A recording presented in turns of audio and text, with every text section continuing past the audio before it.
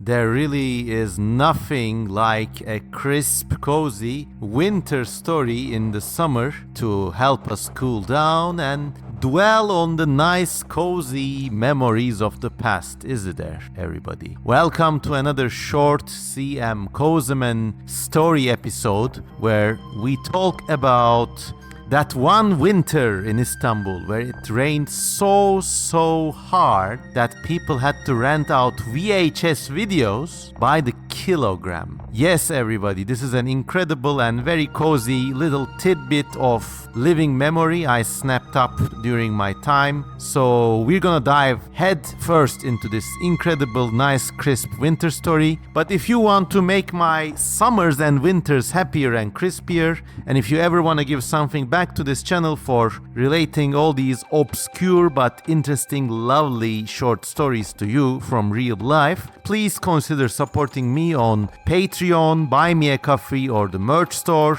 If you support me for even as little as $1 per month, you get a lot in return. All of these platforms have a world of hidden art that nobody else gets to see from yours truly. And you can also download these recordings to listen wherever you go. So that's also a side benefit. So okay, let's go. The year, imagine, is 1987. There is no public access to the internet with the exception of certain universities, but for practical reasons, nobody is online and cell phones don't exist, let alone smartphones. It is one of the last decades when people consume media traditionally. And an important element there is the VHS videotape, especially in Turkey, Istanbul, where this story takes place. The year, once again, is 1987. Now, I was a kid back then, and I distinctly remember the VHS video coming into our homes. It was a big, clunky, kind of like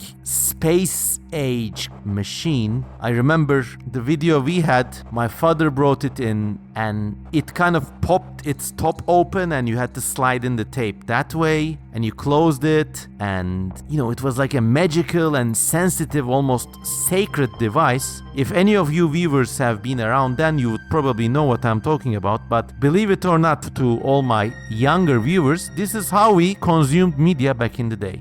And for the record, I was born in 1984, and a few years later, my father came in with a VHS video player. And before that, if you wanted to watch a movie, well, I didn't even know you could watch movies. In fact, now that I think about it, the concept of a movie as a thing first entered my mind when I watched all the videos that my father brought in. So this made... Now, today everybody can flip open their phone and watch everything and anything, but the whole ritual of the video made it very cozy, Everybody was very careful with the device, because if you touch it the wrong way or push the wrong button, heaven forbid, the thing could get damaged or the tape could rewind the wrong way and snap, and the machine itself could be damaged, and that would be the nightmare scenario. So only my father was allowed to touch and rewind and play this thing. Of course, that rule was soon broken, but I remember I was only allowed to press the main buttons, rewind, play, fast forward, pause, and the record button,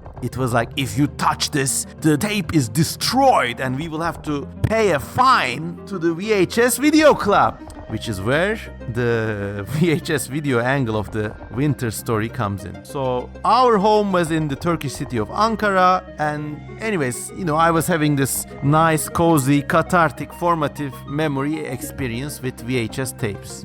Now, back in another city, Istanbul, in 1987, the first weeks of March saw an incredible freak cold weather wave impacting the city. The entire city was closed down for weeks on end. It snowed non-stop for nearly a week. There was a buildup of snow that was 4 meters tall in certain neighborhoods. Now, I know for certain North American or Canadian viewers, these are like rookie numbers, but Istanbul is essentially a Mediterranean city, and this thing was vast and intense. The entire city ground to a halt. And in those days, because of the popularity and prevalence of VHS videos and, well, video in general, literally on every corner there was a video store, and these ranged from like really big sort of like blockbuster style well-lit stores to literally like places under a stairway somewhere where people sold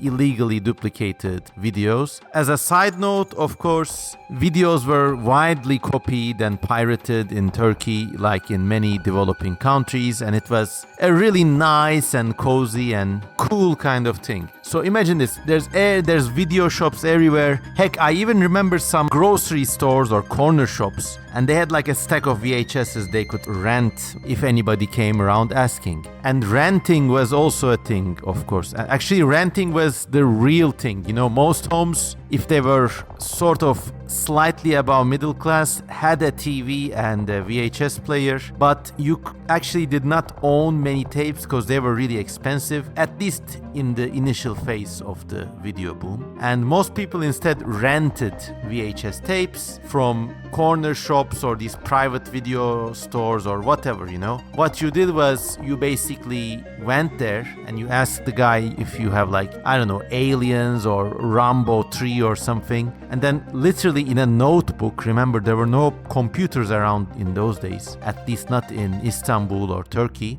The guy actually wrote your name and address and telephone down into a notebook and handed you out the video you wanted to rent, and you paid. And then if you delayed your video, and there was usually a limit of like 2 weeks or something, if you delayed it, then, you know, there would be a fine or you would have to pay the fee of the tape itself, which was high. I don't know, for some reason videos were very commonly replicated, but actually owning a tape was slightly pricier. I don't know, it's just how those things were, you know. And this happened in the winter of 1987, alongside a great number of other adventures and personal stories. Years and years later, I went into a stationery shop and started making small talk with the owner. He was a very cultured and intelligent guy, so we talked for a while. And then he told me that during the 1980s and the early 1990s, he actually ran a video store, and then only later did he diversify into stationery and stuff like that. And I always have this thing when I meet people, interesting people, I always ask this thing: what was the most interesting, weird or bizarre thing that ever happened to you? It's a good question to have on hand, and always ask this to cool people you meet in life. You always get incredible adventure stories like this one I'm about to tell you. So I asked the guy, you know, what was the weirdest thing that you ever experienced as a video store owner? And he told me it was early March, early spring freak weather of 1987. Everybody knew the cold was on the way because it was impacting western cities before it came to Istanbul, and everybody was preparing for the snowstorms and the blizzards that were to come. And he said as a video shop owner, people first began reserving videotapes in like 3s or 5. Like somebody would call me and say, what do you have? You know, I have this, Rambo, Aliens, Terminator. And the client would say, okay, get me this and that. As the cold wave drove closer, people began to call him and say, do you have videos? Yes. I don't care which titles, just book me 5 tapes because the snow is coming and we'll be trapped in home, you know. And then towards the like very beginning of the actual blizzard, people would actually say, I would rent videotapes by the kilogram, don't care, just come in, I'm just gonna come in, give me like 10 kilograms of tapes, I'm just gonna watch them during the snowstorm. And that was it, you know, and that was this guy's memory. But how when you think about it later, how cozy. I mean, the quality of those tapes, the audio, the video, it was all garbage. The tapes were a nightmare to operate. They usually got snapped, or because they were pirated or replicated over and over again, the quality was really, really abysmal. But maybe that limitation was something that made it more memorable and hallowed. I mean, heaven knows. I mean, I personally remember strange movies I saw on my father's VHS much better than I remember what I watched on YouTube or Netflix or pirate video on my laptop, you know, last week. And there's something to be said about media scarcity making it possible for precious memories to form, like pearls in an oyster. And that was that memory from the winter of 1987. So cozy. Imagine like you walk in with 7 or 8 tapes you could barely rent. You don't even know what they are. It's just like, it could be an action film, it could be a romance movie, it could be a strange. Also, mind you, Turkey had access to a number of European countries too. So a lot of strange European films and bootlegs also wound up in Istanbul. So maybe one of those, and or maybe one of those would be a strange horror movie, and it would like impact the way you are interested in media forever. And it's snowing outside. Just think about it in this extremely hot week. And for posterity, I am recording on the 27th of June 2024. Just think about it. It's 1987 again, The Soviet Union is still a thing. You're in Istanbul. The snow is building up against the windows. And I remember back in those days, most windows were still